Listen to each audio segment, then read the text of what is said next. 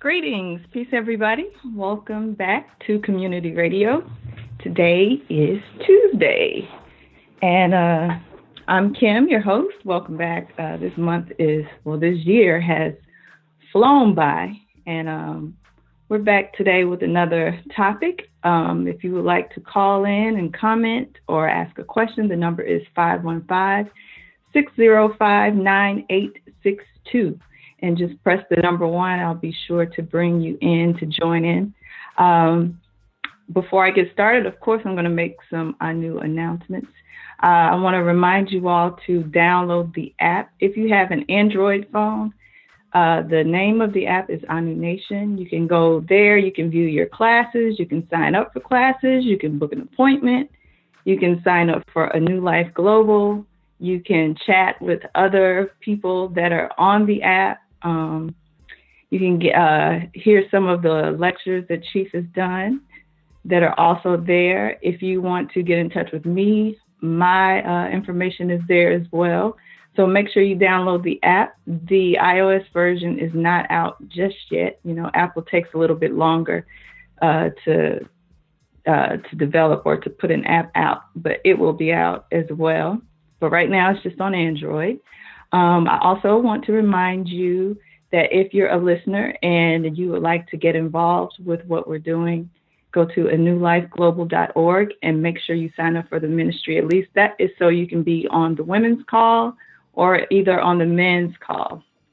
I want to say peace to all the ladies that were on the call last night. We had a couple of new people there, and I just want to thank them and the ones that always show up. I just want to thank them for their continued support and everything. That group is really growing, and it's a good group. The men had their first call on the first Sunday of this month, and I heard it went really well. So if you'd like to be a part of that, you have to sign up for the ministry first, okay? You have to do that at least. Just go and fill out the form, and you can be included on those calls. Also, if you'd like to become a student, you can go to seduluhouse.com and sign up for a new spiritual training phase 1. Starting in January, we're going to try to put some things in place to kind of help you move along. I know a lot of people have been kind of lagging a little bit with the training because, it's just, you take the class at your own, at your own pace. And some of the lessons take a while to get through. But we're going to try to develop a schedule to kind of group everybody together that, want to get through the class. And this is so you can also, like, if you'd like to help out with some things that we're doing, you at least have to get through the training. Okay. So starting in January, as a matter of fact, this show is going to air daily. And we are looking for another co-host to help out with that, as well as some other things. So make sure you sign up for the training. The classes that I facilitate are also there on the app and on Sedulu House and on my website. I teach different classes on different spiritual concepts, such as candle magic, water magic, the third eye, herbs, oils, alchemy, meditation. There are a lot of them there. The next one that's about to come out is going to be on dreams. So I'll send notification out when that one is completed. So today, I see a few callers on the line. Make sure you press 1 if you'd like to say, bring up a topic. As usual, sometimes I'll go ahead and start with something just to kind of get the ball rolling. And so today I was just thinking about signs, premonitions, and visions, and just how the spirit world or ancestors communicate with you. This actually came to me because last night an ancestor contacted me about something, and it kind of stunned me a little bit, just a little bit, because of the message that was sent. But this happens all the time. And I know sometimes maybe we don't pay attention to our dreams, or we don't pay attention to different ways that our ancestors try to get in contact with us or other spiritual beings. And I just kind of wanted to talk to the audience about it a little bit today to see if you are making any connections or to see if you're even paying attention. Because, as we know, when you keep ignoring the signs, they become louder and louder and louder, and sometimes even physically manifest, or they'll just stop talking to you altogether. So let's see. We already have somebody with their hand up. Let me go ahead and pick up this call. This is 443. Greetings. Greetings, peace. How you doing? How are you? I'm good in class. Good. For a little bit. Okay. It's so crazy that you would pick this topic today because I was like, okay, I know Sister Kim needs some help in these shows. And I was going to talk about this crazy dream I had. Okay. Last strong. A lot of stuff happened to me last strong. I had to make some quick decisions that I wasn't necessarily ready to make, but I guess the universe was like, you dragging. Get ready. Let's go ahead. Yeah. So basically, I'm trying to give y'all the short Cliff Note version of all this so I can wrap it into the dream so I can get the point. So last Wednesday, I believe, I had asked my job for some Tuesdays off because I need to make up time here at school in order to graduate on time and not pay extra that my financial aid doesn't cover. So they were taking forever to get back to me, my managers and stuff. So finally Friday, my boss's boss emailed me and was like, jump on this conference call with us at 11:30. I'm like, oh man, what is this? Like, either tell me yes or no. Like, I don't need a conference call for all this. So we get on the call and she's like, basically you have two choices. We can't give you any more Tuesdays off, but you can go down to part-time, which will mean that you lose all your PTO time, your benefits, all this stuff. And you can just finish up school and be done. Or you can stay full-time, keep all your benefits, but you're going to have to decide on your own what you're going to do about school. Wow. So I'm like, oh, my God. So, my husband and I work together, so I message him, and I'm like, are you busy? Can we step outside for a second? And he's like, what's wrong? And I'm like, I'm about to cry. Just meet me outside.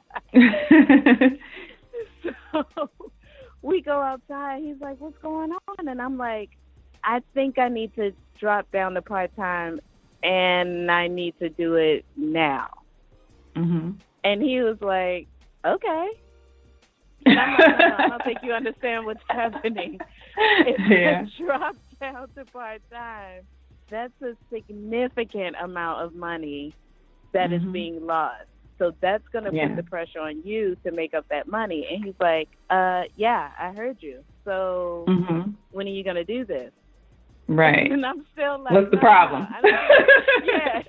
I'm like, no, I don't think you understand. And he's like, look, no, first of all, don't try to put this on me like I can't do this. You are scared because you don't want to hustle. And you know now if you drop down to part-time, you have to make this hair thing work. Yeah. Don't put I was just thinking about that. Yeah. Yeah. He was like, nah, we've never starved. I've never let you starve. We've never been ass out. Don't do that. This is your time now. If you're serious about this, you have to make this happen.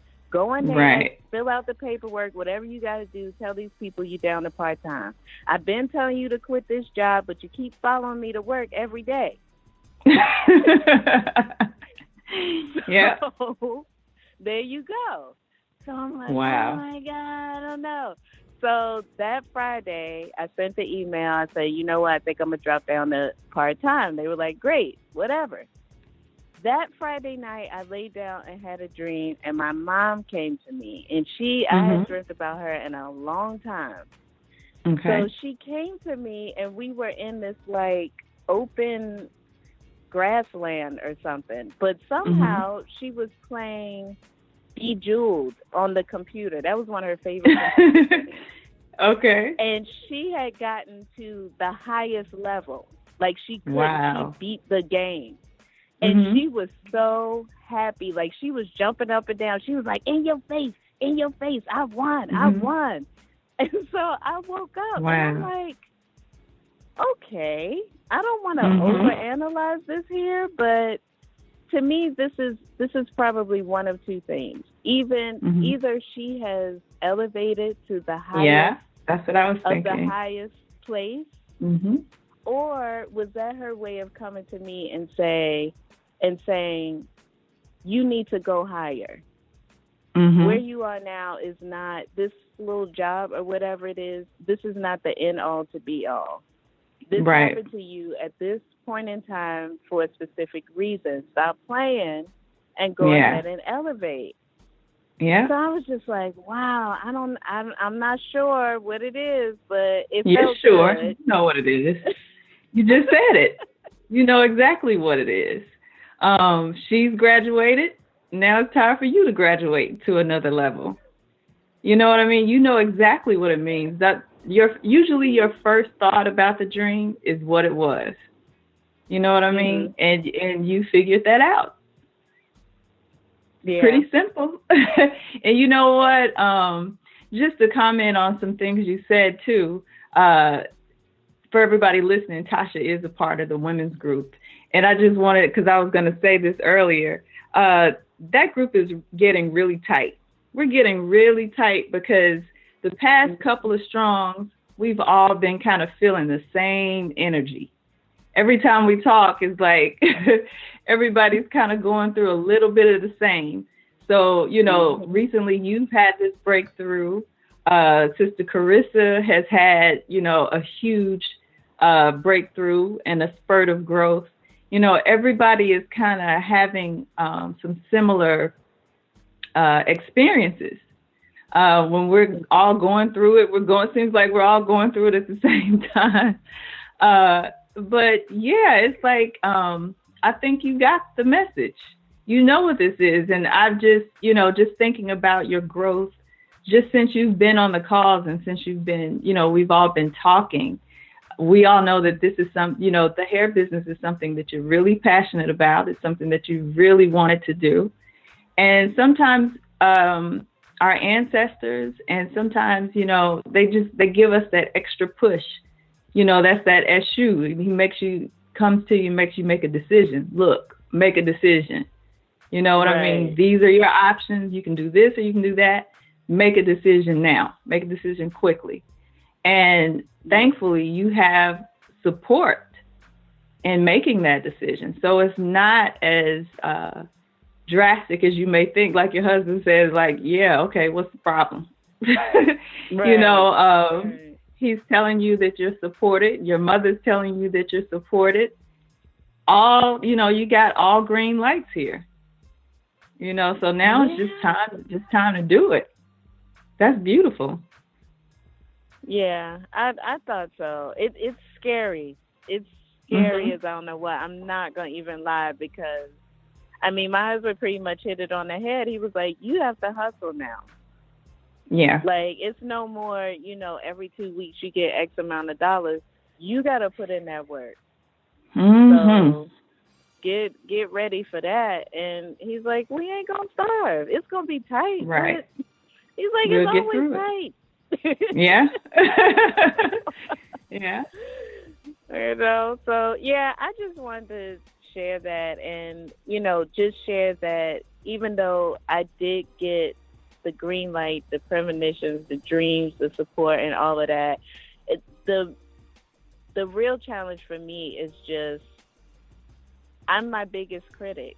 Like I'm Mhm. constantly talking myself out of something. Oh, can I Right. really do this? Am I really gonna eat off of this? Are Oh people yeah. really gonna like my work? You know what I mean? And it's like Mhm. I have to. That's my one of my battles that I need to really work on and just allow myself to be great and just do what I know that I know how to do. Yeah. Yeah. You That is know? tough.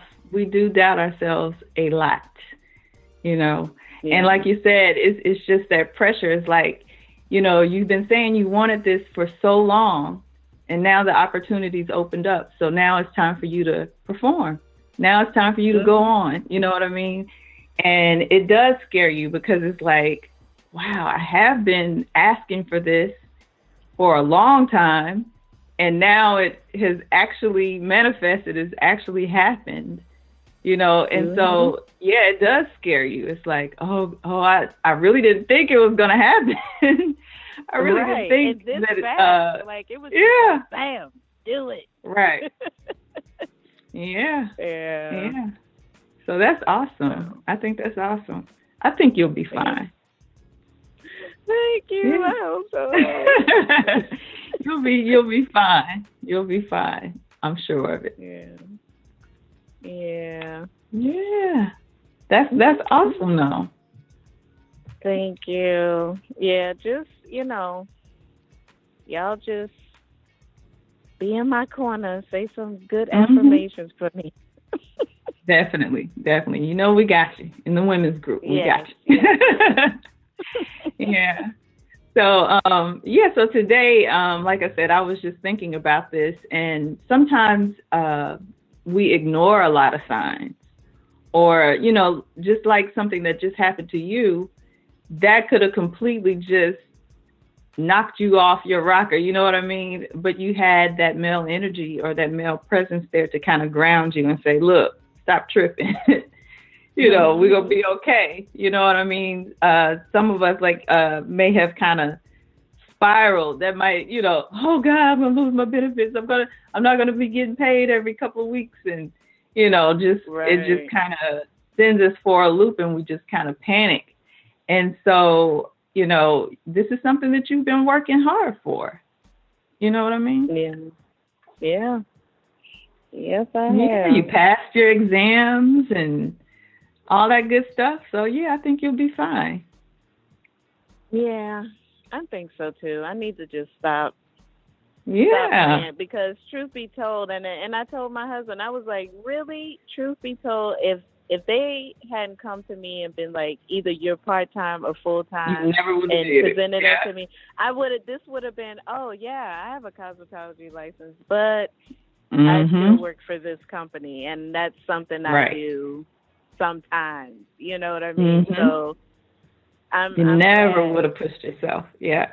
Yeah, I'm glad it happened the way it did, but it's still scary. Yeah.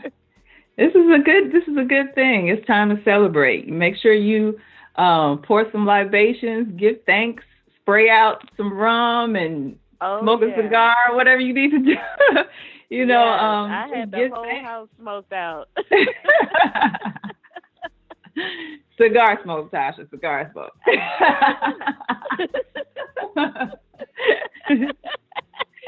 Yeah. So this is awesome. This is awesome.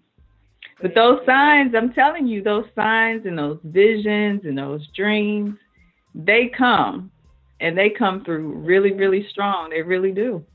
Especially once you've kind of opened that gateway. Once you've opened that door, it's like, it's like a light comes on. You know what I mean? And they see that you're awake. They see that you're listening and paying attention, so they come to you. Yeah. Well, they came big time, because just before that, I gave some offerings, and I was like, I'm not coming to y'all for anything specific. I just need some clarity, and I need some direction. That's all I'm asking for. And I just left it at that. And there it is. They cleared it. Yep. They cleared it. They gave you specific directions. Yes. Yeah, that's awesome. That's great, Tasha. Thank you for that good news. Oh, no problem. Thanks for listening. And it seems like y'all have supported me a lot too, whether you know it or not. It's been tremendous support. Good things, man. You just got a car. Now you get this. I mean, things are happening. Things are happening. They are. That's awesome. That's awesome. Well, thank you for sharing. I'm gonna leave you on the line in case you want to say anything. I know you're busy right now, but Yeah, I'm whenever gonna you mute want to myself, chime but I'm back still in. listening. Okay. All right. Thank Okay, you. Peace. no problem. Yeah. All right. So there you have it. So we had one supporter and one listener to call in and give us her testimony on this subject. If you have anything you'd like to discuss or anything you'd like to share, make sure you press the number 1, call in at 515-605-9862. And I also wanted to make another announcement. I just wanted to say happy Earth Day to Brother Anwar. He is celebrating a special day today. I think I saw it on his Facebook page. So just saying happy Earth Day. Yeah. So shout out to Anwar. And again, shout out to the women's group. That I'm telling you, it's been an awesome experience with you all. It really has. And to Carissa, saying peace to Carissa too. I know she's told us of something that recently happened that is huge for her as well. So all these good things are happening. Like I said, it's so interesting because they're happening to us like together. Everybody's kind of going through these things together as a group. It's so interesting what happens when you start to link up with other people and you're making these offerings and you're doing all this spiritual work together. So it's very powerful. It does work. And yeah, so I just kind of wanted to talk to the audience about that today.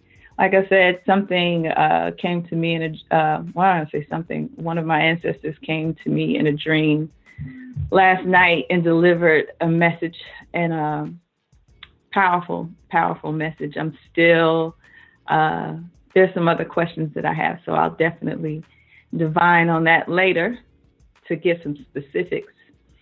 But yeah, just call in, press the number 1. I see we have a lot of listeners on the line. Don't be afraid to chime in to join the conversation. If you've had any dreams, or do you even pay attention to the signs? Or are you just like really, really skeptical or afraid, or, do you just not really even think that these things happen? Let us know. Let us know.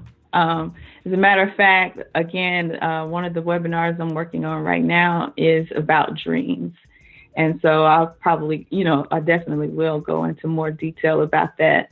How to remember your dreams. I know sometimes a lot of us, we have these elaborate dreams, and then when we wake up, we completely forget what we dreamed about.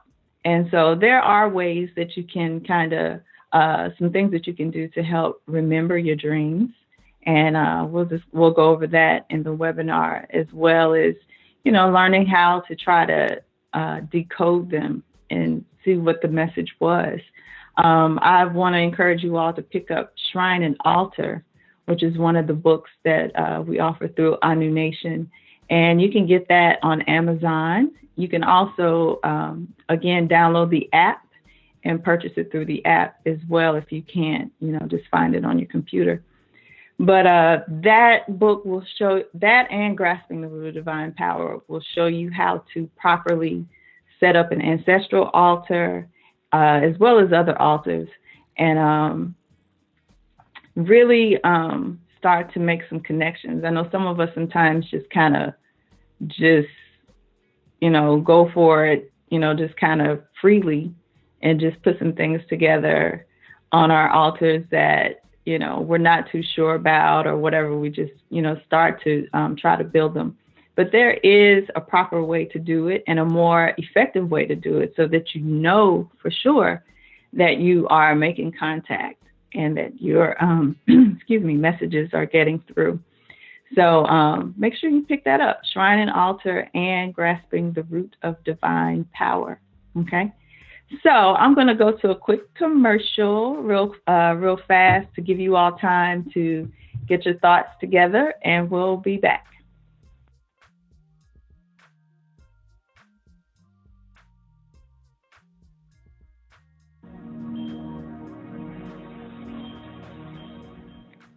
What is water?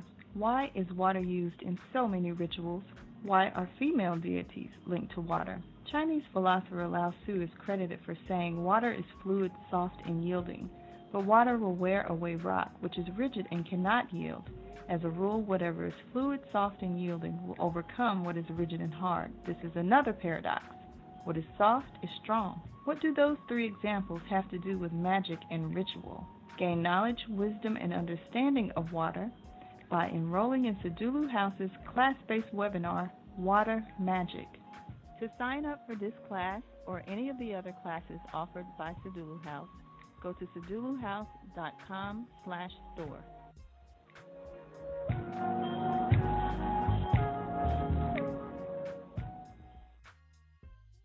Have you ever felt like there is mischievous energy being directed towards your home? Did you know that by combining pine needles, cloves, cinnamon sticks, sage, quartz crystals, and violet water, that you can make a floor wash that will dispel those energies and provide protection? Quartz crystals are known for their clearing energy, but aside from reading about it in a book, how do we know this for sure? There are different techniques that you can use to unlock the powers of crystals for various uses. In Sedulu House's class-based webinar, Crystals, we discuss these techniques and also learn more about crystals such as how spirits enter crystals, how to work with those spirits, and how crystals form. For more information, go to seduluhouse.com/products/crystals-the-class. All right, so I'm back, and again, welcome back to Community. Today is Tuesday, and just to get the ball rolling, I was speaking on signs, premonitions, and visions, and dreams. Sister Tasha just called in with a testimony about a dream that she has had and her interpretation of it. And it's interesting because sometimes when we have dreams, you know, we doubt ourselves about the messages sent, but usually the first thing that comes to mind when you come out of the dream or when you first really start to think about it is usually the interpretation. And that's because your ancestors know how to talk to you. You know, you can ask for help in interpreting these things from someone like Chief or a priest or something, but a lot of times these signs and things come to us in a way that gets our attention because you have a personal relationship with the person that's communicating with you. So don't doubt it all the time. You know, if you have, you know, that first gut instinct that you have about what it meant, it's probably pretty accurate, you know. Don't always doubt yourself. Sometimes we try to get just a little too deep with it, and we start to miss things because we're trying, you know, we're on Google, we're searching, what does a bear mean? What does this mean? What does that mean? And a lot of times when you do that, you're getting someone else's interpretation of what those animals mean. And you just have to kind of trust yourself and ask yourself, well, what does it mean to you? I'm going to go to another caller real quick. I think this is a Skype caller. Let's see. Greetings. Greetings, Sister Kim. How are you? Peace. It's Brother Peace, Naeem. Brother Naeem. How are you? I'm good, thank you. Good. Just congratulations to the other sister on passing her exam. I know that I think last time she was like doing it and she called in as well. Right. Yeah, Thank but you. she passed. That's good. I just wanted to say, in my family personally, we always have had a tradition of, because we're from the Caribbean, and obviously we're all African first and foremost, but we always had a tradition of, if any of our family members had like a dream, we would call each other up and we would always like say what the dream is, whether it's a warning or something like that. So that tradition has always been passed on, even though my family are Christian. They've kept those little things, and also the tradition is if you ask for something, always like look out for the stranger, that person who would just come along and just answer it directly there and then, you know, because that's another form of communication. So it's the subtle things, like they always do, especially your ancestors. They work. They're always there within you. You know, they're in your blood. You know, you literally do walk with them. So I think my personal experience is for me, this happened to me pretty recently. I actually stopped communicating with my ancestors because I was caught up in other things. And I rang up a friend who I hadn't spoken to in years, and we met up, and she's very intuitive, and we went to sit by the river, and we were talking, and then she said, "Oh, I've got some messages for you." And I said, what are the messages?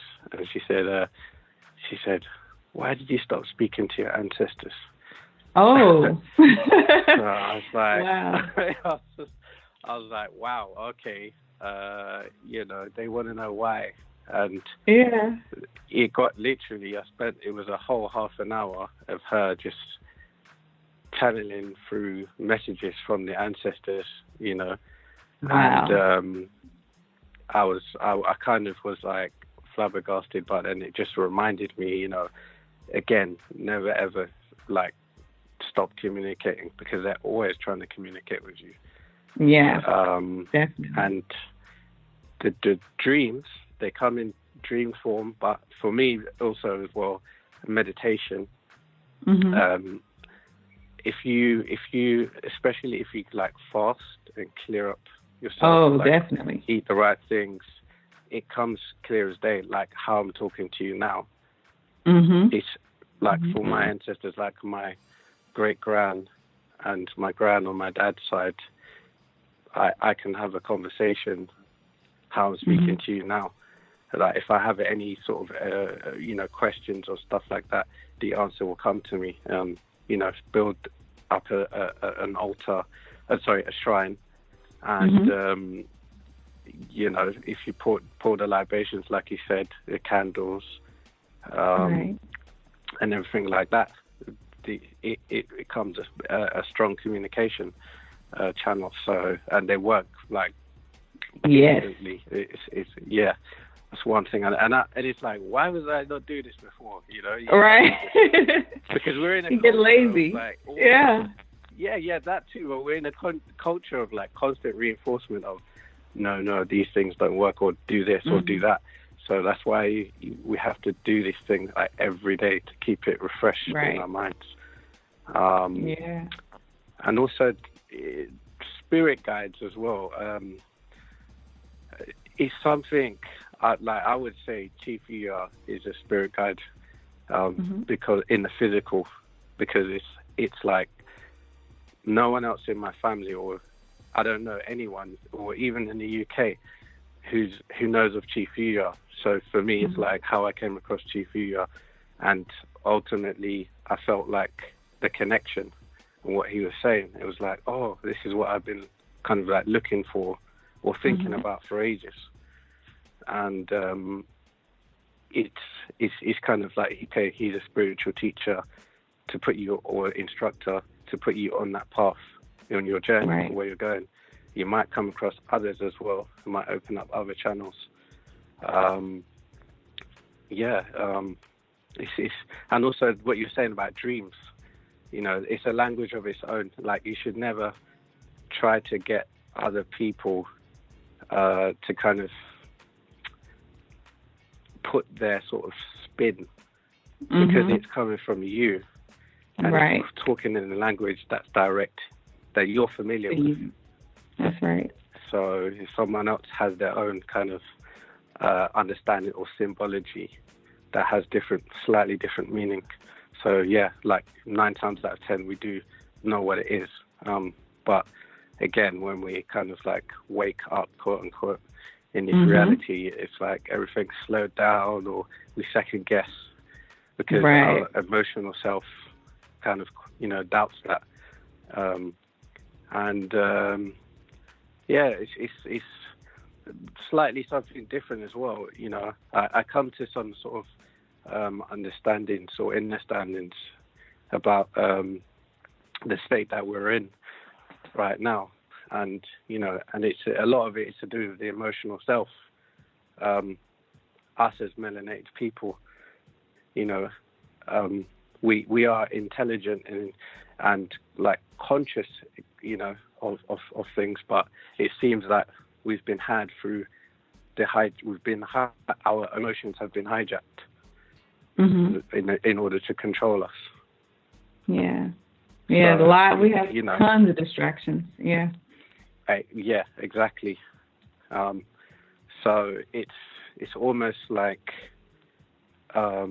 what came to me today through just meditating and stuff is the the Osiris myth or tale or folklore. Yes. About his body being cut up into 14 pieces and scattered by Set. I was thinking about it today, and when Osiris used to go out and expand his teachings across the globe, his wife was leading, and the wife is the female principal. Right. So then Set came in, and obviously we all know the story, but Set came in, he didn't like the fact that she was ruling when Osiris was away, so he hatched up a plan. But then it's like, what does Set represent? It's like the Set represents like that ego, basically. So the wife is also feminine principle, but the emotional self, right, as well. Yeah. So again, if you attack the emotional sort of side, our emotional self, and it gets hijacked, then we lose our power, and that's kind of, I feel, that's the state that we are in right now. Until like our inner Heru is rises up again and defeats Set, the ego, but not destroy, but put it in its rightful place, because we still need the ego. Right. So yeah, that's what came to me today. But I would always recommend people to clear up their body and and such. It clears up a lot of things. Like you realize the subtleties in things so much more. Definitely. Fasting definitely helps. I wanted to ask, you said that like your family, when you all have dreams, you all share dreams. I think that's like so great, because I know in some families, like, it's not even discussed, or some people may say, they don't even dream. So they not only, I think everybody dreams, maybe they're just not paying attention to it, or they're not, they just don't even think about it. It's just not important to them. But I think that was really great that despite, being Christian and everything, who, just through rhetoric, they tell you to ignore things like that and everything, that you all still share those dreams. Are you the only one in your family that has any shrines or altars in your house? No. My cousin as well has a shrine and altar. Wow. Okay. And he has, and it's strange, because he thought like he was the only sort of one who was into African spirituality, like him and myself. But then he started talking to his dad's side, and then he realized, because his dad's passed away, but he realized that his gran or some other people in the family we started talking to, they're also into it as well. Wow. So it's just pretty recently. So it's something, when you start doing things, automatically somehow people your family, like your bloodline. It's like you're working through the blood in a way. And your family, I think sometimes they pick up certain things, or because just through the work that you're doing. Yeah, it really is always, like. Yeah. Go ahead. I'm sorry. Oh no, go ahead. No, I was gonna say it really is like, a light switch comes on. You know what I mean? It's like, oh, finally somebody's up. You know what I mean? And so they all just kind of start to flood in. It's like they're always there trying to communicate with you. But like you said, many of us don't pay attention, or we just kind of dismiss it or doubt it, or just like, oh, I'm tripping, or maybe I ate something I shouldn't have eaten. But it's like once, and it doesn't even really take a whole lot to do it. You know what I mean? Sometimes it can even happen. I know for me, it just happened before I even set up a shrine.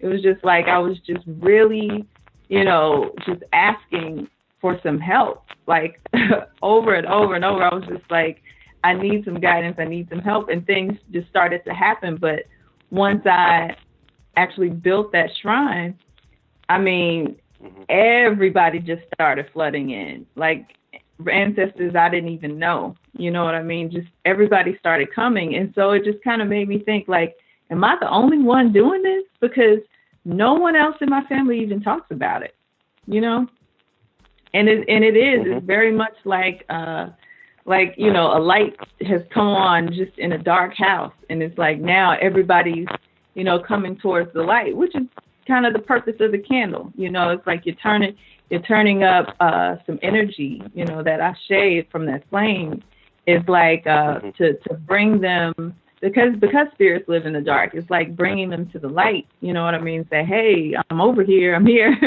And you're leaving those offerings, and you're calling those names out, and things like that. So it's like now it's like you're the one. Like everybody's like, okay, Naeem is now awake. Let's talk to him, because nobody else is paying attention here. That's right. And each family is almost like there is someone who's is awoken to that, or if you look at your ancestry, there's always someone who's always kind of like quote unquote conscious. Right. There's always that one. So you should also, I found in my experience, is like ask the right ancestors, for the right advice, for the right thing. Don't just ask anybody when they were alive. Yeah. Right.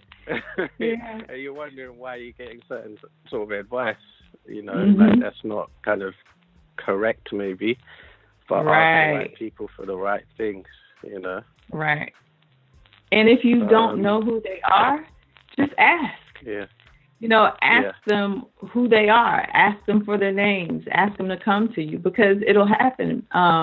Again, like I said, I've had several ancestors to come to me that I've never even met, that, after they've come to me in a dream and have told me their names, I'll go and ask a family member, do we have anybody in the family by the name of, whatever? And they're like, oh, yeah, that was your grandmother's sister, or that was your grandfather's brother, or, something like that. And I'm like, oh, wow. You know what I mean? So, yeah, just ask for them. Ask for those elevated ancestors, the ones that are there to help you. You know what I mean? Not just anybody.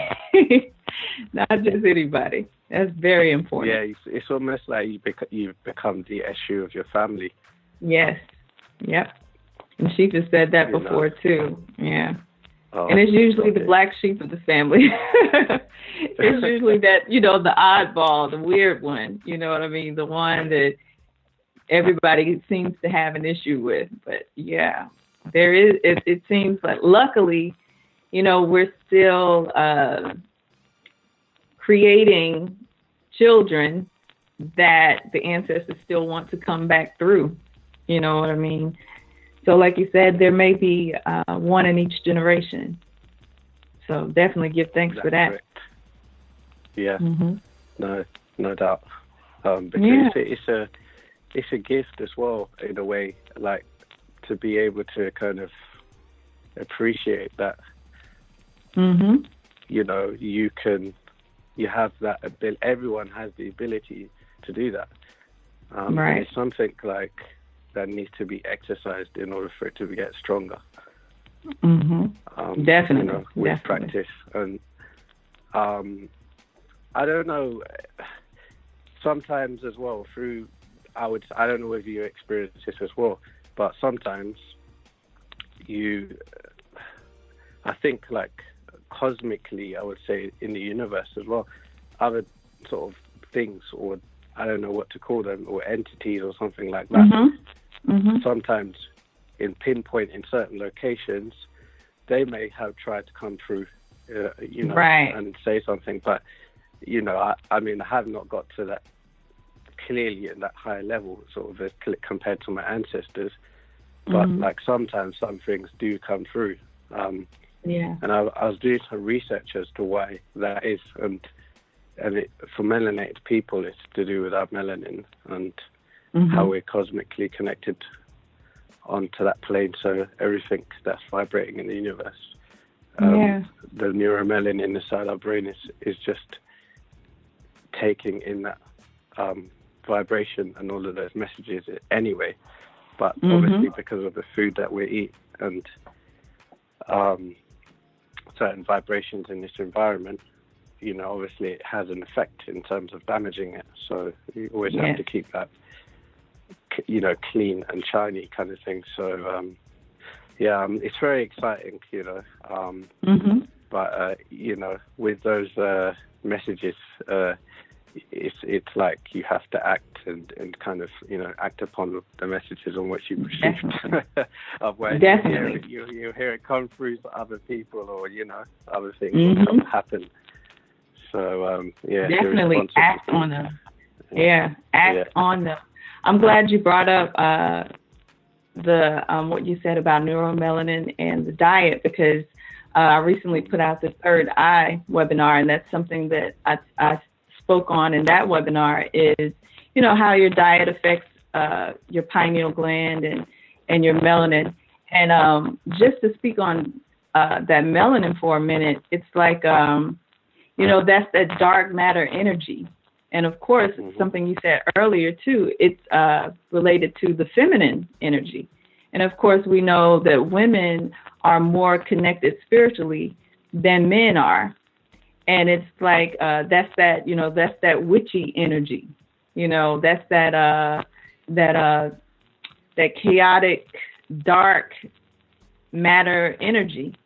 And definitely the foods that you eat. That's why, you know, like you said, fasting is really good, to try to take a break from that and clean all of that out, and do exercises like meditating, you know, to help awaken that. You know, Chief spoke about that too, about polishing the stone.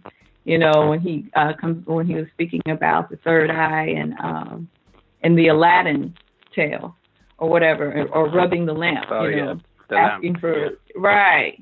So polishing that stone is very important, because for a lot of people, you know, that gets shut down like in your teen years. And we never clean that up. So definitely, to keep that melanin activated, meditation is good. Sleeping in a pitch black room all the time, that works. You know, that helps tremendously. So there are a lot of things that you can do to kind of activate that and wake that up. So thank you for that. Yeah, no doubt. I look forward to the workshop as well, like the webinar, sorry. Okay. They are there. Just check them out at seduluhouse.com. Yeah. Okay. All right. Thank you, Brother Naeem. Enjoy your day. You're welcome. Peace. Peace. All right. 813. We know who this is. Greetings. I'm well. How are you? Yeah, I'm well. I got my hands filled up with oil and dirt from my car. I'm changing out my suspension. You do those things where as a youth, you would go buy something for your birthday, or somebody would come get you stuff. But as an adult, you buy stuff that you need. I need to change out my suspension, so I bought me a new suspension for my birthday. But I appreciate, thank you for the well wishes and everything. I give thanks, and I give thanks to the whole Enter Nation and the community for everything. You guys have been a very large part of my life and helping me redevelop myself to get to a higher place. And I give thanks, and I with love and heart, I say thank you. I'm sitting here with my oldest, my 18-year-old, so that's pretty cool too. So I don't want to say too much on the line, but I'll say one thing about the topic. Lately, I've been having dreams, mainly dealing with all my demons, and I've been I like multiple dreams, not just one dream. There's been nights after nights after nights, and I don't know. It's probably leading up to this moon. And I take it I'm not that big on astrology. Well, I'm not that informed on astrology. But from what I hear, it's supposed to be pressure makes diamonds moon. I think that's the theme of this moon. It's a Gemini moon. And it's just funny that I've been having all these very detailed, very not too very clarifying dreams, and it's been dealing with a lot of my Olokun, which I would say my inner demons, my subconscious demons, and I've been having to come to a close. I found myself coming to a close with a lot of the thoughts, and even manifesting them on the physical plane, which is some. I was thinking about it yesterday about Eshu and Obatala in a relationship, and I came to a conclusion where I started thinking that my higher self has to be the knower. I have to be in the knowing. I have to understand my knower. And if you follow me on this, I have to understand my knower and know when my knower is talking, and then try to stay away from letting my mind or my what would you call it? Our spirit to control the knower, and that's where I'm at right now. And I think the biggest thing I'm working on is seeing the knower come into manifestation in the third density, and it's slowly yet surely doing that. I have knowing that it's happening, not more than just faith, but I know that it's going to happen. So I have to constantly put certain words and certain affirmations that I'm putting into place to make sure that I'm constantly there. You know, I feel like if I don't do this, it's going to ruin the work. Well, not really ruin the work, or just go against the work that I'm doing. So, but the dreams itself have been very enlightening. And tell me about one of them, if you want to share. Let me kind of get back into remembering them, because I mainly dealt with them on the days. Mainly dealt with them on the days that I had them. So,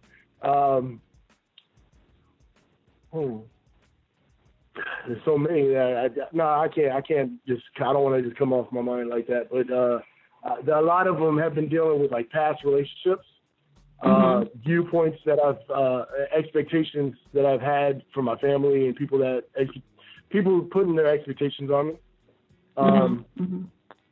I had one. There's one that I really clearly remember dealing with a white Siberian tiger, and I was being chased by it.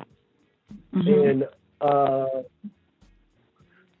now, personally, in the Chinese zodiac, I'm a snake, and the snake and the tiger has a fight.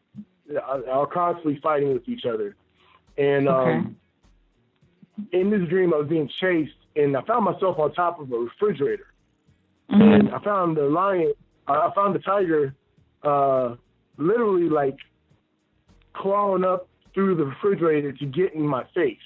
And when he got to my face, then he calmed down. And then the anger calmed down. We looked at each other eye to eye, and we were there eye to eye. So that just made me kind of show that that doppelganger, that Veggie, the twin, the Gemini moon, that was one of the things that's been in there that I translated as being, I got to make sure that I calm the other side of myself and understand that it's not just there to be fierce or scared or be in fear of it, but it's actually there to help me. So that was one of the ones, and there's more details behind it, but those are the main things that I remember. Interesting. Interesting. Yeah. It was a white one too. It was one of those albino Siberian tigers, and I love tigers. I love the orange, the black, the coat of the tiger. I love the tiger. The tiger is one of my favorite animals. So, what do you think is the significance in the color? I think what it is that the significance was the higher self. When I look at white, I always think of Obatala. And when I think of that, and I look at that white tiger being the tiger always being in competition, or where I'm always fighting with the tiger, because that's my subliminal. I've been trained to think like that, and I looked at it, and it wasn't that he was just fighting me. He was warning me. He was getting me on my toes so I could stay alert and stay focused as the snake. You know what I'm saying? And the snake is the wise, the intense, the messenger. And I look at it in that whole aspect. So I think it's just the white Siberian tiger, meaning there's white and black. So that we can look at those two colors and look at that the higher self was telling the lower self that this is another thing, and this is the things that you need to tighten up on. So that's how. Stop being afraid of transformation. Yeah, yeah, and that's one of the things that I do have trouble with, because I'm sitting there like, I'm going through changing my job. I don't want to say loss. I chose to get rid of some of my work aspects and transform into the next career that I want to get into. So it's not loss, but it's just fear that I need my money. I want my money, and I want it now. Yeah. But that's really the biggest thing. That's the really biggest thing. Isn't it? Go ahead. No, I was just gonna say, isn't it interesting? No, I'm sorry. Go ahead. Okay, all right, here we go. I got my 18-year-old, and I feel like I haven't seen him in 18 years. Oh, wow. We bought him a car, and I haven't seen him since we bought the car. He's a good strong boy right now. You're not needed. You're not needed anymore. You got the car. He's good. He's starting his main adult life right now, and I'm so proud of him, man. I'm proud of him. But go ahead. I'm sorry to cut you off. Yeah, I was just going to say, isn't it interesting how even though we're into this stuff and we're studying it and we're doing all these offerings and we're setting up shrines and doing all this stuff, how you can still be afraid of certain things and how you can still kind of ignore those higher callings, even though you're doing work constantly. Every day, pouring libations, making offerings, doing these. You're doing all of these things so that, that higher self can come out and can come online. But when it does, it's like you still feel fearful of it. You still kind of doubt it. You're still not really sure. You're slow to act on it, even though you're asking for it. Oh, yeah. And one of the things that stops us from doing that is because we get scared along the way, and then all of a sudden we revert back to that lower self.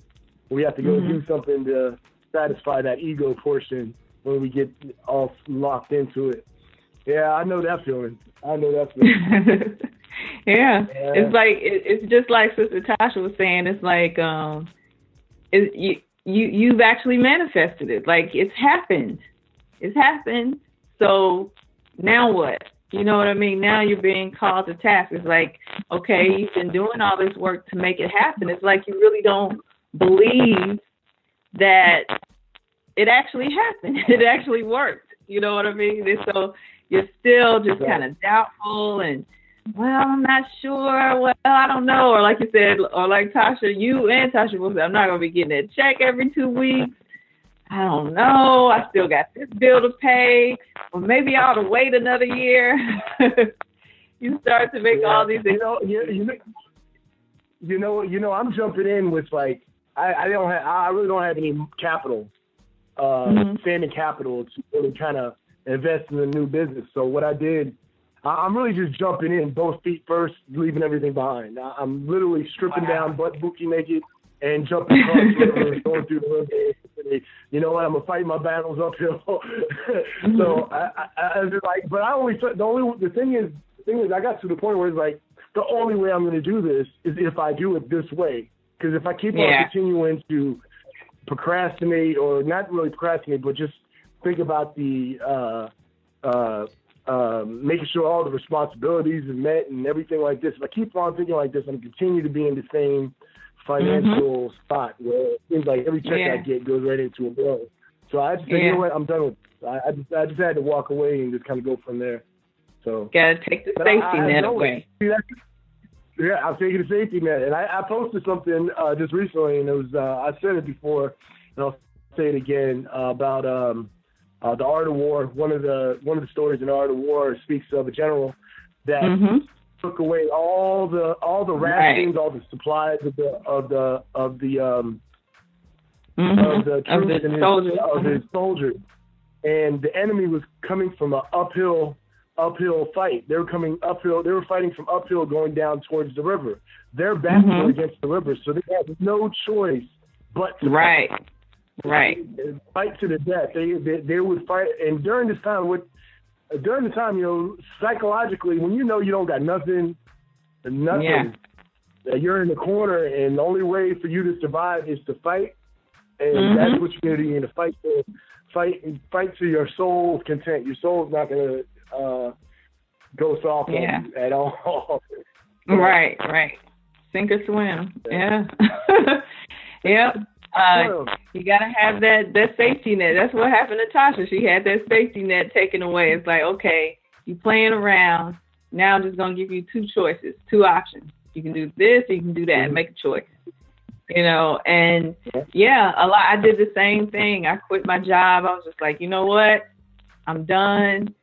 I got to be able to make it, you know, I got to make this work, you know what I mean? And especially doing that and you have children, it can be very scary, very scary. Yep. And like you said, it's just like, you know, your back is to the sea, your back is to the ocean. It's like, do or die, you know what I mean? And removing that safety net sometimes has to be the motivation. Yeah, definitely. Well, thank you, Kim. I gotta go back and get my hands a lot more oilier and dirty inside of the car. So, okay. All right. Well, enjoy your day. The whole Anu Nation, all the callers, thank you, and you guys keep up, stay up, get with your higher self, and get into the knowing. Yeah. Thank you, Anwar. Peace. Enjoy your day. All right. You too. All right. All right. We got another caller. This is 510. Greetings. Greetings. Kim, how you feeling today? Peace. I'm well. How are you? I'm feeling pretty well. This is Brother Randy. Greetings, Randy. How are you? And how's Sister Sequoia? She's doing excellent. Good. I'm doing excellent as well. Awesome. When you to add on to what y'all just saying, when you don't succumb to, jumping in and making things happen, and you end up feeling guilty. And that's and then that guilt becomes a cycle of anger, resentment, and you continue on into this abyss of just negative things happening to you and not being able to respond by not being responsible, not being so I'm telling this from, and I'm about to sacrifice my own ego for a second. Okay. I got got a story to tell. So okay. Last couple times I spoke to you, I've been wrestling with guilt without realizing it.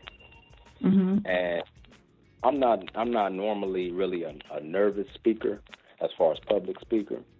Mm-hmm. And last time you asked me a question I asked you a question in regards to consecration, and mm-hmm. you asked me where I got that information, or where I had basically got that information for, where I heard of it from. Mm-hmm. And I didn't respond. Normally, I responded out of character, basically, because I was very reserved with my answer. You was the one that had that consultation with me, mm-hmm. but I didn't speak forth onto that to you, and I allowed you to go on with the interpretation that I got this information from a third party. Mm-hmm. So by me feeling guilty of not being where I'm supposed to be, I gave a reserve answer, and I allowed you to go on, and basically I was I allowed myself to be misrepresented, I should say. Mm-hmm. Mm-hmm. You see what I'm saying? Oh.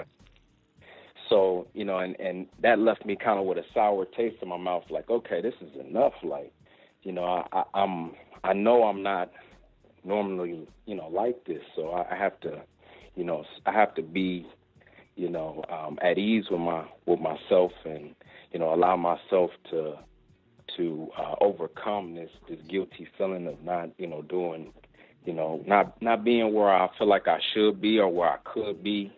I gotta let it go so that mm-hmm. I could progress.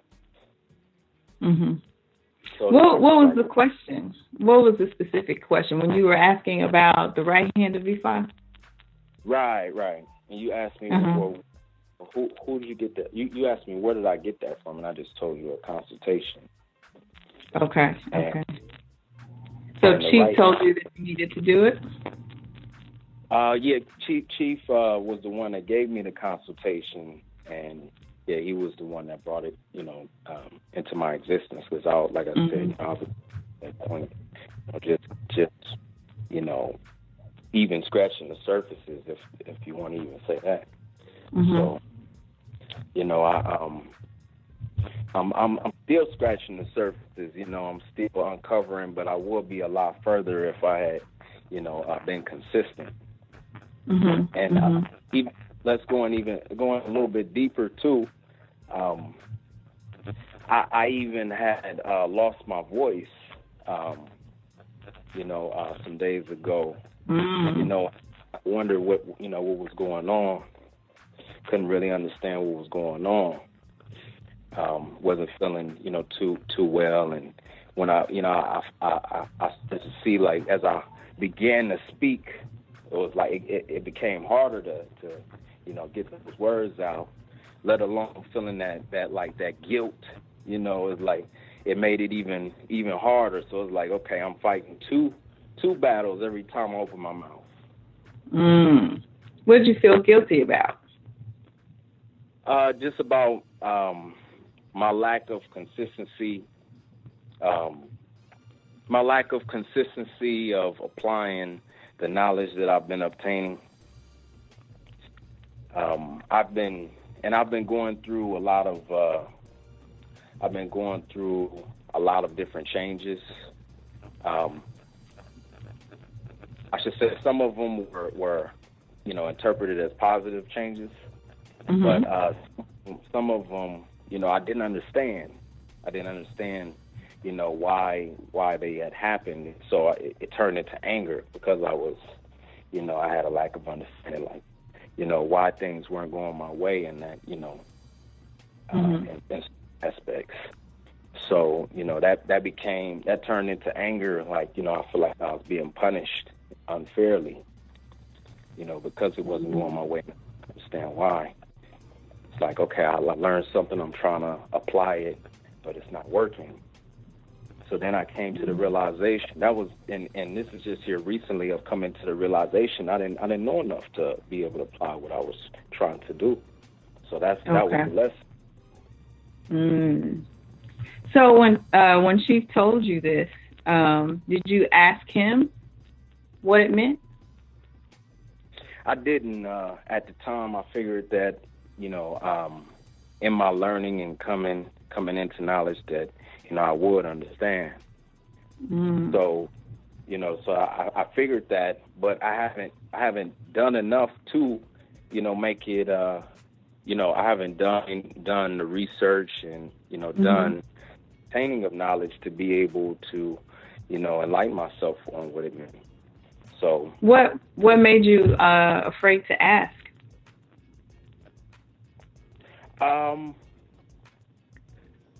At that time, when I had the counseling. Yes. Well, at the time, there was a lot of stuff that, you know, that you know was new to me, and I didn't want to have to, you know, I figured that it was, you know, it was something that I would learn, you know, kind of like, it's just like, I don't expect him or anyone else to, you know, walk me through every single little detail and aspect of, you know, everything. So I figured that, you know, some things, you know, you would pick up naturally, you know, as you come into more information. So I thought that was, that's a pretty big thing if he tells you this is something that you need to do. You know what I mean? Like if somebody tells you you need to, I don't know, you need to do something that you don't quite understand, it seems like it would be kind of natural to say, well, wait a minute, what are you talking about? What do you mean? You know, was it that maybe it just kind of went over your head a little bit, or were you afraid to ask, or did your ego just say, I'll figure it out for myself? Probably all of the above. Oh, okay. Honestly, I need all of the above. At the time, like I said, I was baby, so I was very ignorant to, you know, many things that were being spoken on, and then I, you know, as I progressed, some of the things I did, you know, understand over time, you know, but that was something that, you know, I didn't, but and it's not to, like, you know, place blame, because it's really placing blame on myself, because I didn't go out and look for the information, and I didn't go out and really seek forfeit. So, you know, that's you know, that's where that guilt come in. It's like when you don't do, you know, the things that you feel really need to do. Okay. So now what is your next step? So now I need to go and obtain the information. And even if I don't understand the information, which, you know, has come to me, then I do need to ask them. You know, you know, and not be afraid to ask, and not be afraid to seek the information at, you know, no matter the cost. Yeah, that's kind of what I was getting at. Don't be afraid to ask, because you asked me. You know what I mean? And I'm not a priest. You know what I mean? I wouldn't tell you that you would need to get the right hand of Ifa. So I just thought it was interesting that the chief would tell you this, and you didn't ask, but then sought to get the answer from somebody else instead of the source. And I don't know, like for me, it just makes me think sometimes that our fear or our ego kind of gets in the way, just like, well, you know, I'll figure it out later. You know what I mean? Or, or thinking that you can figure it out later. Because especially, I know that was something that was told to me as well. And at the time, I was just like, huh? But I did ask. I was like, what does that mean? What are you talking about? When do I need to have this or whatever?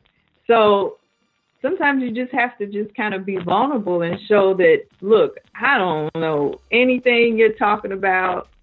I don't get it. I don't understand. Can you explain it for me?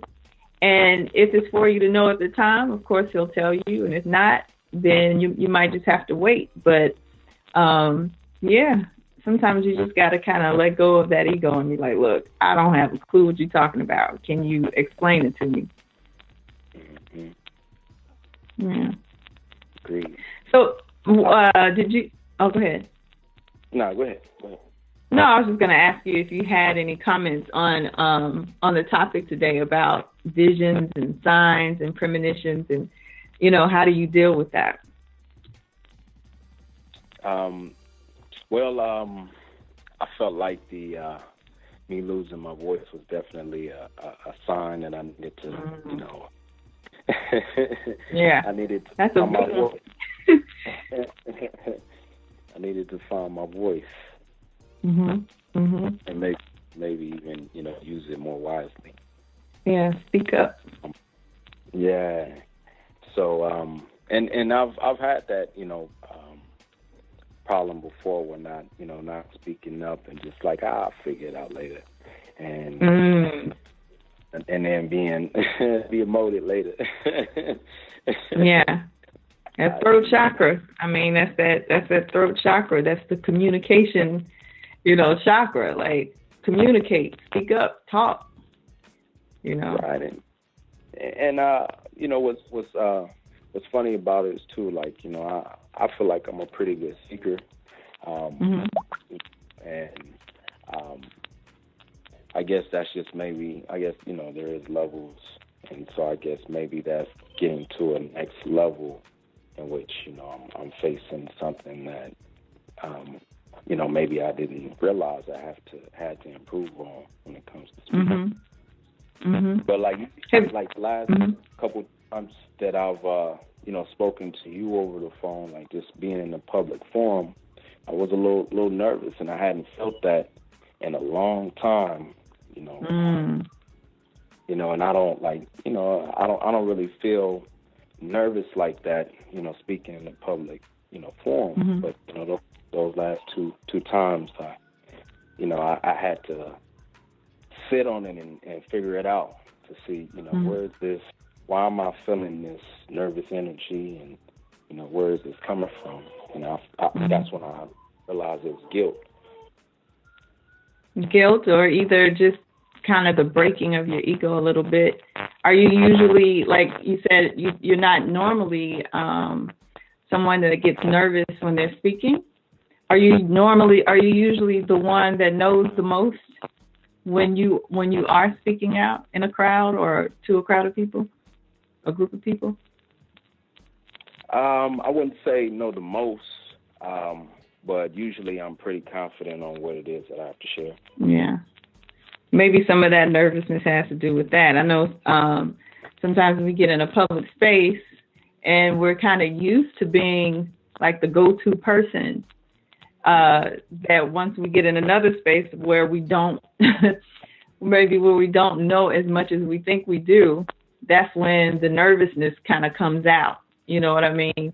I see it all the time on this show. It's like I'm talking, trying to encourage everybody else to step up and speak up, and their names aren't revealed. No one has their phone number. We can't see your face, but people are still very nervous about sharing or about commenting or saying anything. And sometimes those people are the loudest ones to say something in the comments, but they're afraid to speak in a group of people. They're afraid to call in and actually say something, but they'll, fly off the handle in the comments, after the show.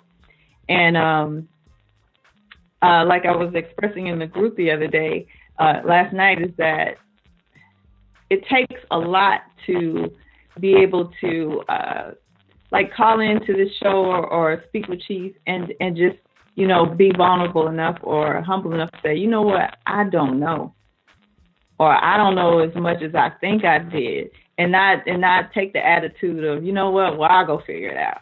I'll figure it out some kind of way. I'm just not going to ask, just because I don't want to seem like I'm the person that doesn't know what I'm talking about. And like I said, a lot of people that have a lot of comments and stuff, they're the loudest ones in the comment section, but don't say anything. And even for me, like, being on this show is putting me in a very vulnerable spot. Because I don't know everything. I'm a student, just like many of you, but it's something that I also had to kind of overcome and get over. And like you, in the past, I've had like a lot of throat chakra problems, so it will definitely hit you, that throat area, like you said, losing your voice, just having issues with your throat a lot. It'll definitely show up. It's a sign you should definitely pay attention to. But I don't think you should be afraid to speak. It's just that I think you should be able to speak and say, you know what, I'm not so sure about this. Let me ask some questions because I don't know. Mm-hmm. Yeah. And to add on to what you're saying, I think that there is really a lot of that going on, especially in the neighborhoods that we grow up in, where there's a lot of people take advantage of, your vulnerability. Oh, definitely. It's definitely something, I would say, a learned behavior as far as shutting up. The response, like how you was talking about, as far as that dead skin.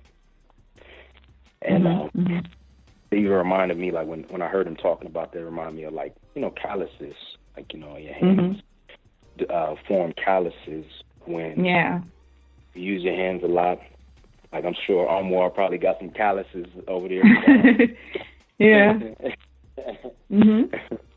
But that dead skin forms as a protective layer. So like that seems to be what's going on as far as with people, just being scared to be vulnerable. They scared to shed that dead skin because they don't want to feel that hurt no more. Yeah. And we do that to kids a lot, do that to children a lot. We become that because we get shut down early, in our childhood. Like, people don't pay attention to you. They try to, your kids or somebody might be trying to tell you something and you just kind of really dismiss them or just shut them down or tell them it's crazy or that doesn't make sense or, whatever it is. And it does make you shut down. Definitely. Yeah, definitely. That's definitely something we gotta stop doing to kids. Especially, that's why I was telling Brother Naeem that I thought it was just awesome that they still share their dreams when they have them as a family, because kids dream a lot. You know what I mean? And they're a lot clearer than we are because they haven't had all the social programming that we've had just yet. And so they have dreams a lot. And a lot of times they want to tell you about them. And when they do, it's just like, oh, it's just a dream. Oh, don't worry about it. Oh, it's nothing, because we don't understand it or because we don't. And so that kind of shuts them down early. And then they start to not pay attention to their dreams or not think that their dreams are important. So early on, you're disconnecting them from something that's very powerful. You know what I mean? So that's something we definitely got to stop doing. Yeah. Definitely. Yeah. But clear that throat up. Get you some ginger. I was eating me some kale, some organic kale. Definitely made me feel better. Good. Get you some hot ginger. Yeah, hot ginger and lemon. Yeah, get you some spicy ginger. Yeah, that usually helps really well. I know it works good with me. Ginger, anything. Just chew it. Even if you don't make the tea. But that warm ginger will help. But don't be afraid to speak out. And that goes to everybody on the call. And, sometimes, people are afraid not only because they've been shut down, but because they've been the ones that are doing that to other people, that are shutting other people down. You know what I mean? So now they feel kind of guilty for doing it when really it's just a reflection of their own fear. They don't want to get up and then have somebody to respond to them the way they have other people and say, you're crazy, that doesn't make sense, or you're wrong. You know what I mean?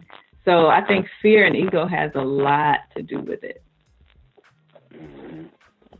Yeah. Well, I sure appreciate y'all. No problem. Having this platform for us to come on and, be able to, work out, those, inner turmoils that, pull it out.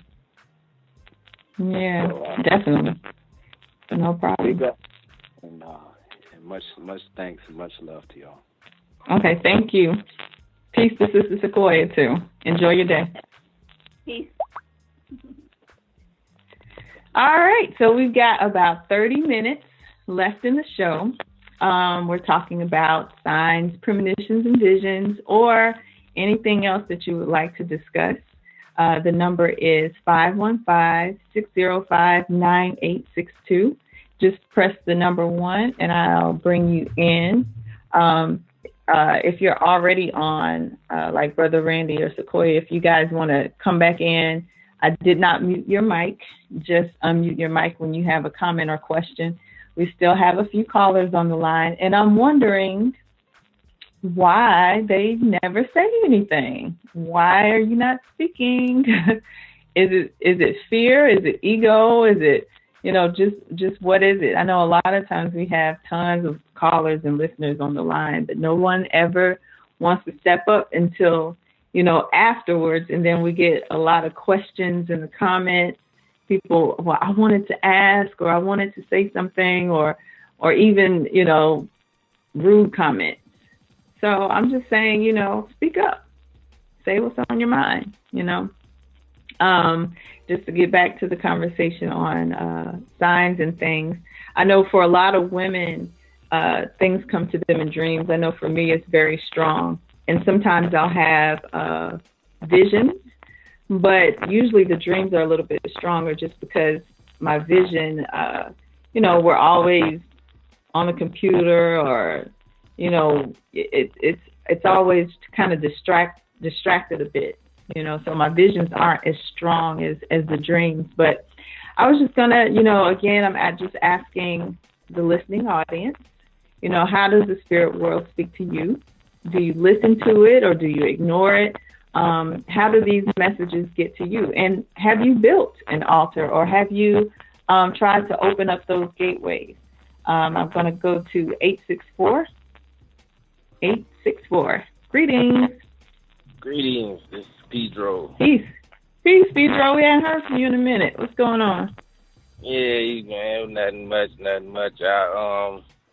I've been inspired again by Nat Turner, and I'm working on a movie myself. Good.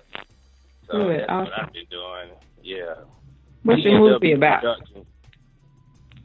It's actually like a docu-movie right now. We think about going with the title Slave Minded. Mm-hmm. And it's basically going to be like, I guess, a more simplified formula for basically just putting the mirror in our people's face and showing basically like reenacting scenes of how certain things go on in the household, or just how people don't share their businesses, or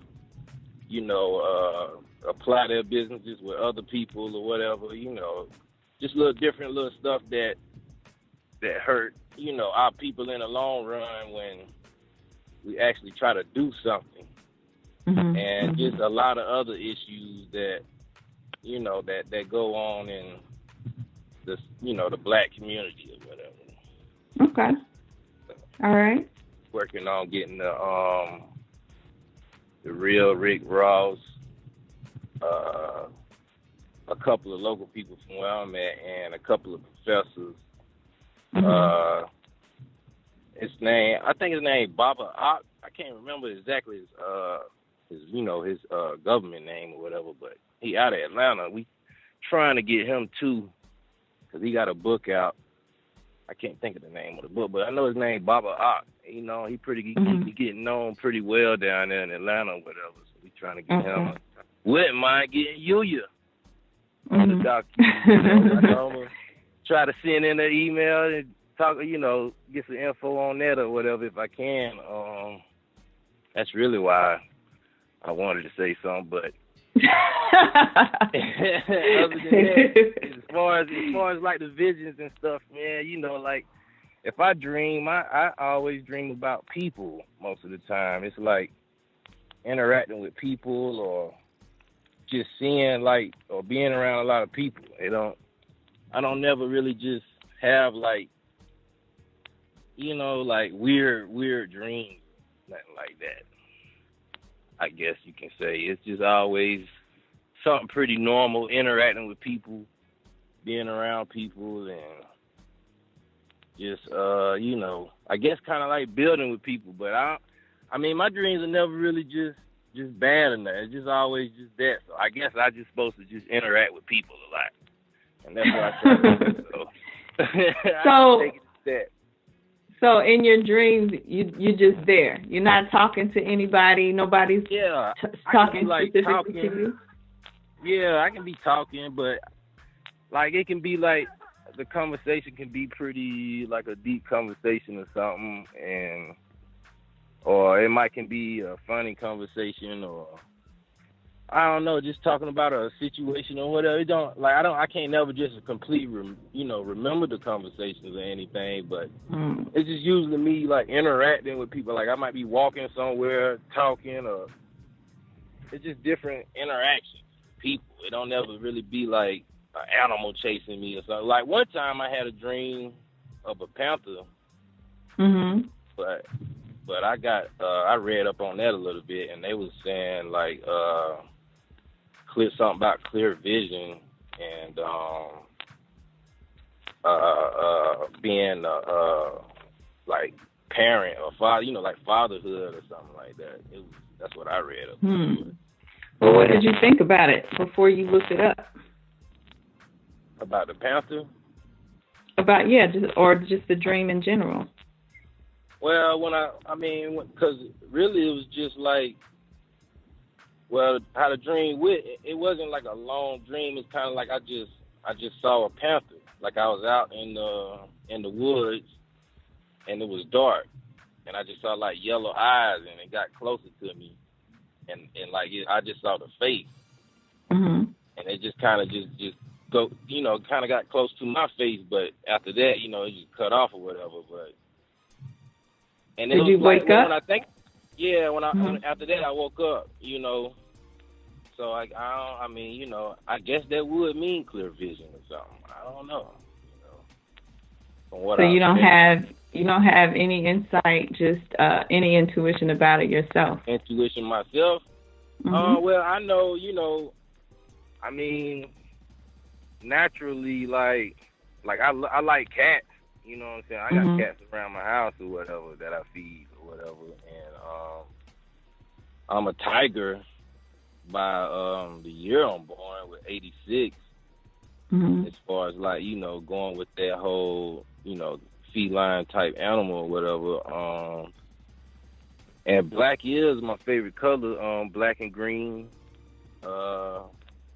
Other than that, my intuition would tell me, with me thinking of all that, is just basically I kind of was looking at myself in the animal form, and because it made me feel strong, it made me feel strength. So kind of I felt like I was looking at myself or something like that.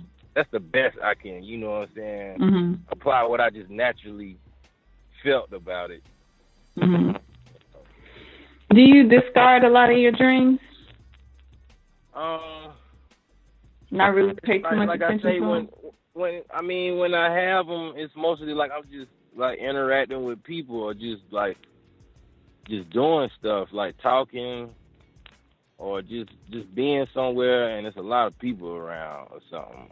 Like it could be a party going on or something, but other than that, it's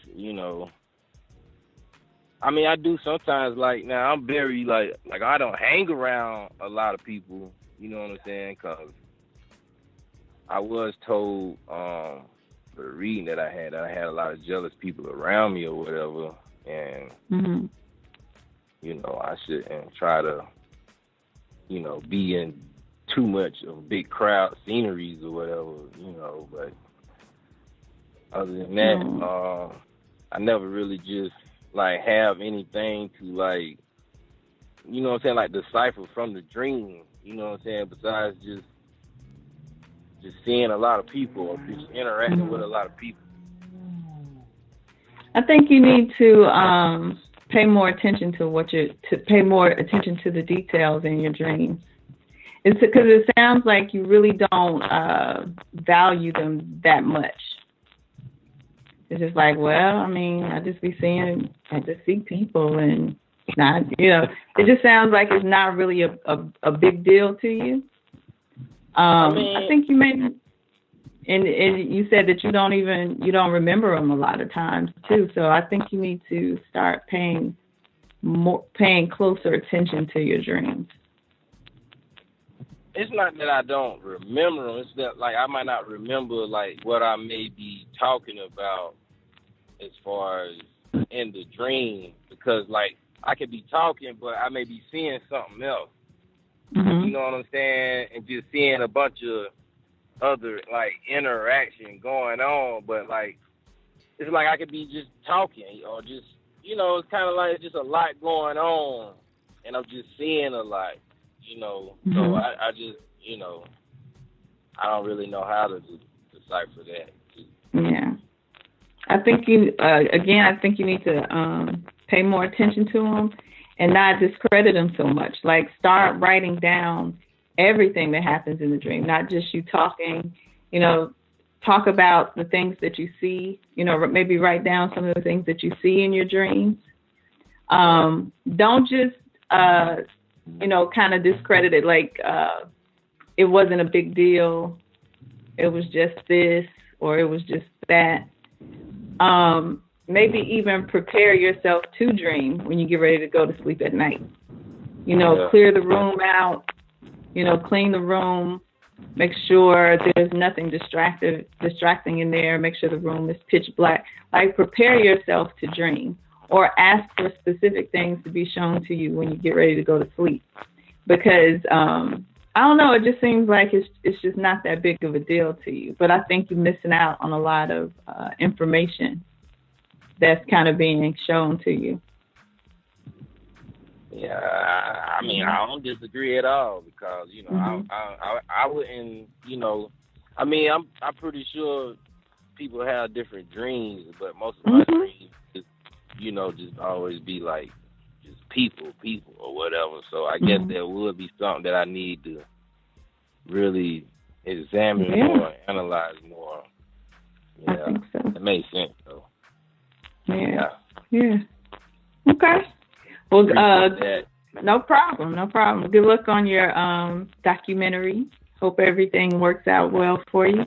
And maybe Cheesy y'all will get your message to see if he would like to participate in that. Maybe he's listening. Yeah. Okay. Yeah. That's telling if you get a chance, just kind of slip a bug, or if I gotta send an email, however, know. You can send an email to.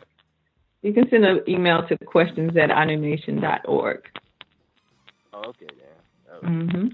Yeah, I had filled out the the Anu Nation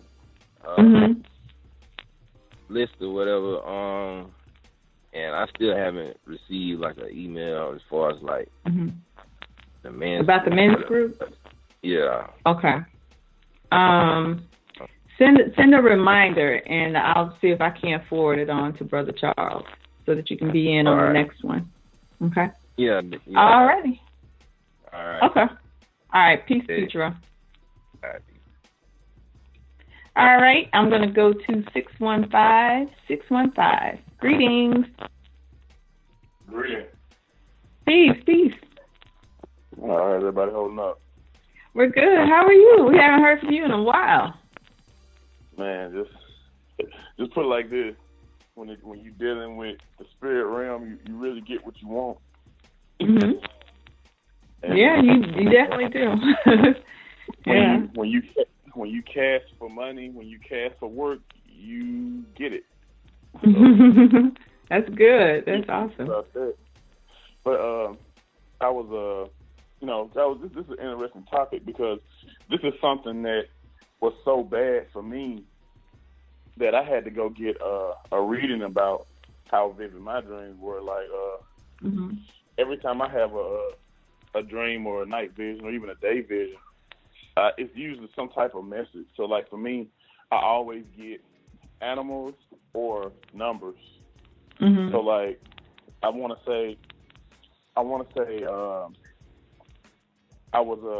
I just got off work. I'm driving home off of exit 13, Bolton Road. I'm driving down the street, and there's 3 black dogs following my car. Wow. Then I found out that my uncle's obituary was out. My uncle had died. 3 black dogs. So then I was doing some work, and I feed my warriors and whatnot. So I was casting obis to my warriors, and one for Oshun. I dropped it, and it fell under the dresser. And when I had to get on my knees to reach for it. So when I looked up, I realized, like, wait a minute, I'm in a bowing position. Was Oshun trying to get me to bow to her?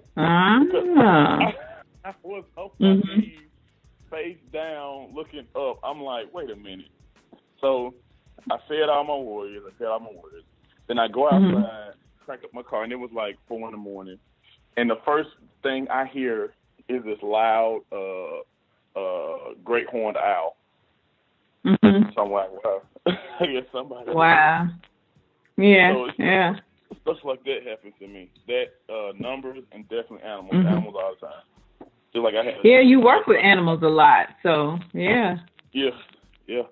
Like I had a dream last night about it's gonna sound crazy, but it kind of makes sense to me. But I had a dream that I was doing some construction work or so.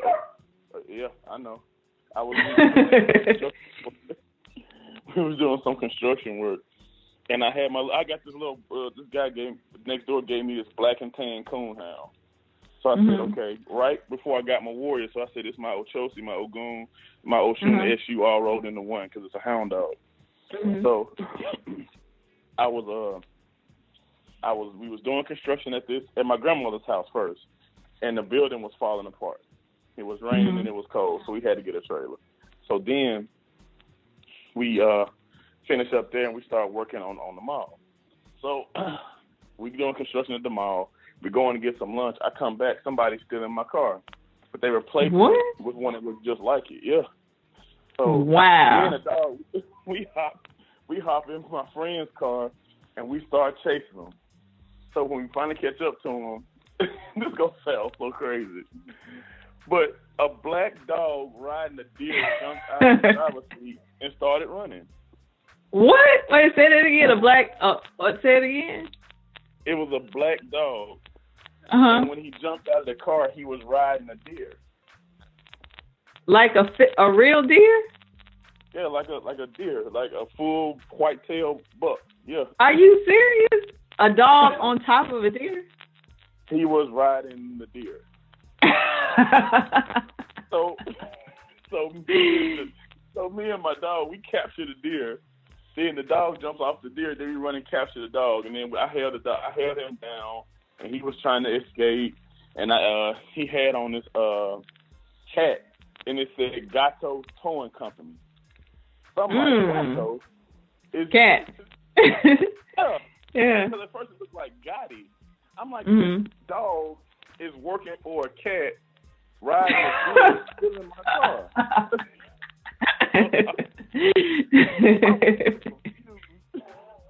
Wow. I was like, that, I really need to go. Yeah, you got to write that one down. And there's a lot going on. Yeah, so I texted my friend, and I told her that she was in the dream, and she didn't say nothing, so I had to write the details down. So automatically, my subconscious was like, bro, you really need to take care of your car, because it sounds like Ogun and Ochosi finna take your car and run off with it. So don't be driving crazy. Wow. That is, yeah. And there's okay. Because it don't make no sense. Yeah, that's quite vivid. Yeah, that's one you definitely got to sit down and think about that one for a while. You got to think about that for a minute. But it's going in my car. That's what I got to do. I got to take care of my car because he stole my car. Or he exchanged it with another one that looked just like it. Wow. I think it was either they towed it there and they took my car and was finna piece it out. I don't know, but I just know they took my daggone car. And I was like, nah, who is that? That's wild. Yeah. It's interesting, though, because just listen to what you were saying. What I was saying earlier is that our dreams really communicate with us in a way that we'll understand. And just from you calling in and everything, everybody knows that you work with animals a lot. So like you said, in your dreams, you encounter animals quite frequently. Yep. Yeah, all the time. Yep. Because like the one before that, I had this, I never forget it. It was this, we was outside doing something. I don't know if we was at a party or I was at work, but it was this big crowd of people and we was outside. And I know. And this big T-Rex had ran up and was scaring everybody. So, everybody just started running. So every time I turn around, she behind us chasing us. So I said, wait a minute, how about, first of all, I'm too big to keep running like this. Second of all, I don't know where we're going. Third of all, she's always behind us. So I said, how about this? How about when the next time she chases us, we turn around and we yell at her that she's yelling at us. So when we did that, she stopped. So then she came super hard. So then we started throwing rocks at her, and finally we chased her off.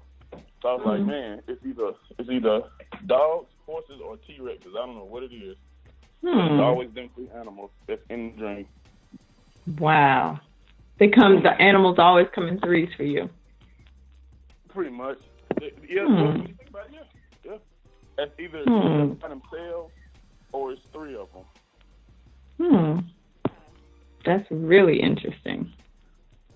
I wasn't smoking or nothing, so it wasn't like I was like, I was really just like tired. I went to sleep and I had a dream. Wow. Yeah, I would definitely start writing those dreams down to make sure I don't miss a single detail, because that's a lot going on. There's a lot going on.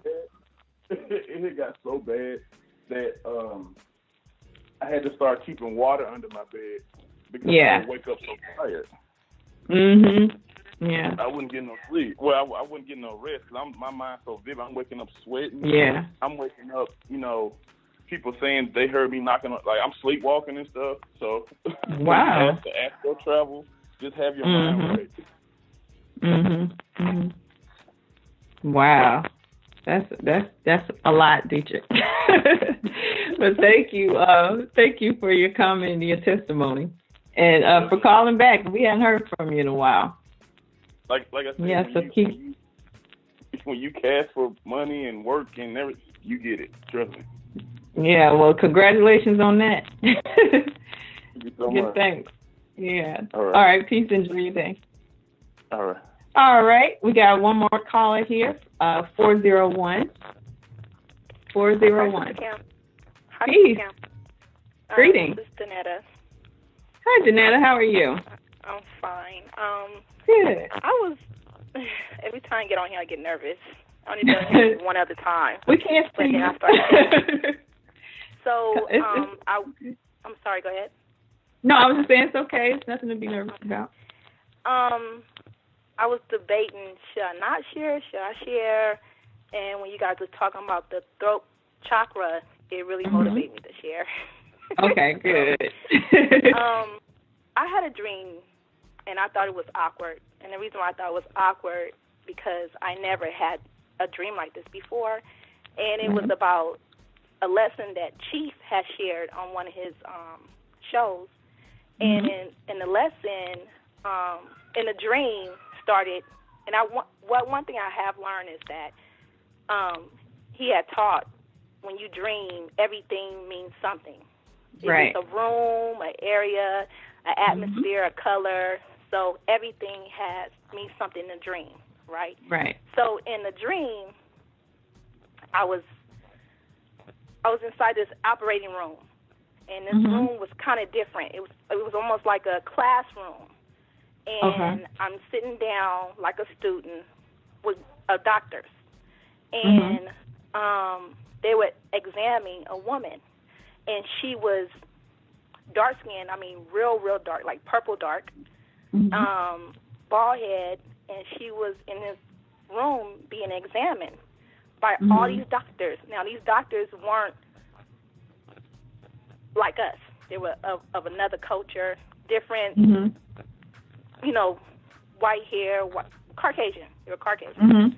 So, so in the dream, they kept calling her crazy. Oh, she's crazy. She's mad. Or she's losing her mind. And she would perform for them. The more they would call her out and say those negative things about her, the more she would act out. And for some reason, I didn't believe in the dream that's who she was.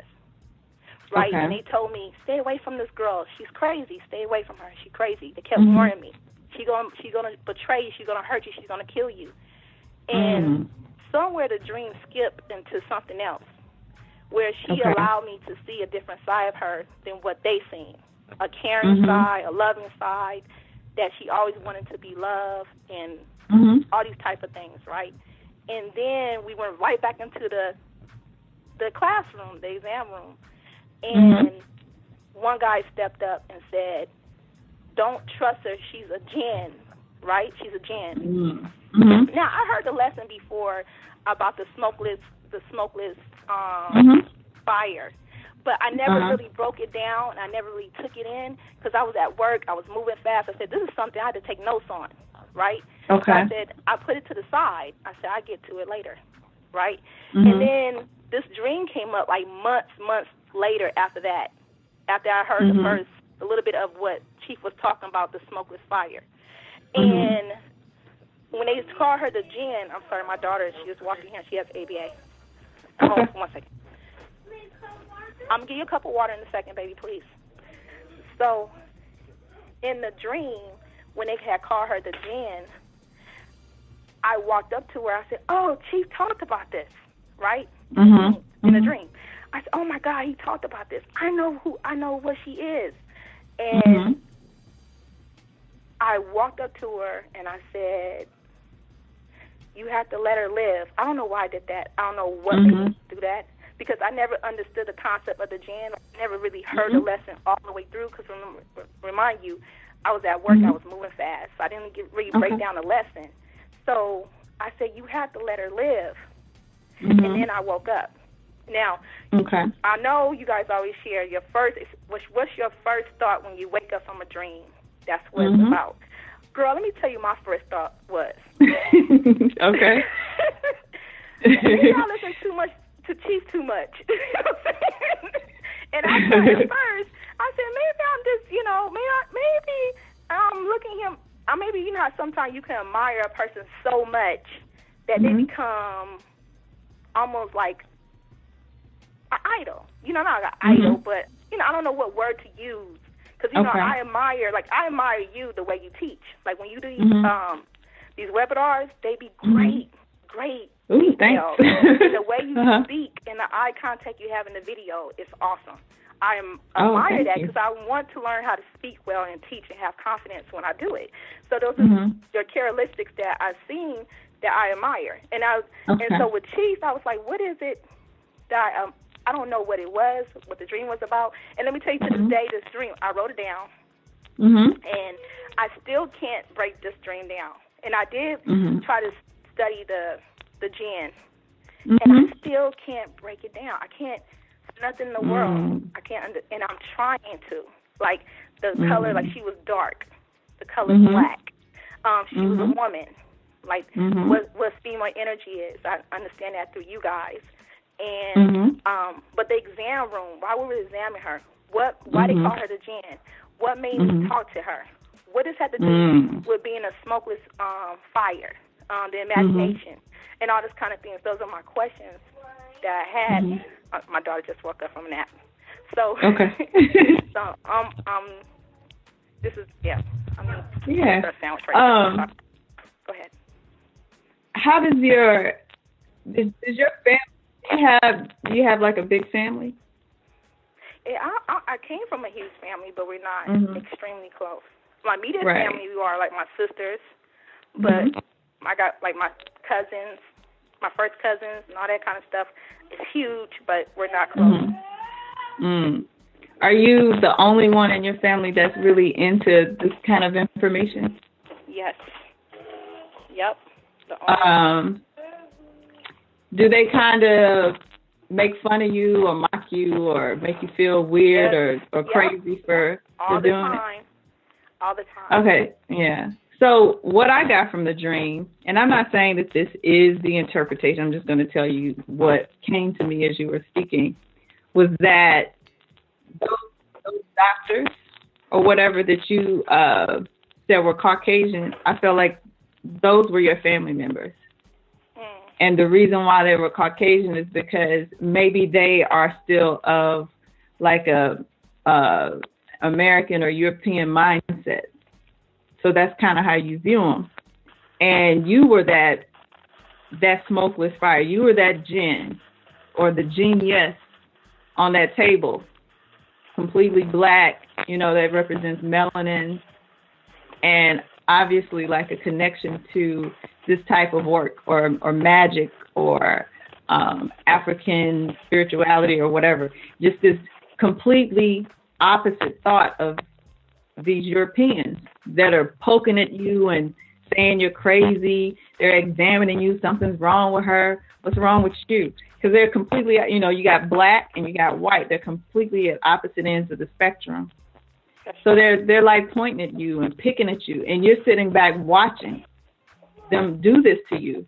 And the woman on the table is saying, I'm not crazy. She's getting upset. She's like, look, I'm not crazy. I'm not crazy.